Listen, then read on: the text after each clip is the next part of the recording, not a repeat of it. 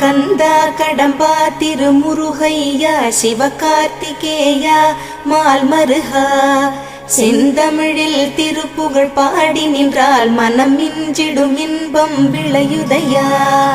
சிரகிரி வேலவனை காண்கையிலே விழிவோரம் கண்ணீர் பெருகிடுமே.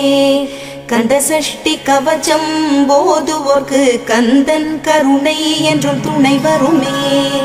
பங்குனி உத்திர நாளினிலே உனை நினைந்தே காவடி சுமந்து வந்தோம்.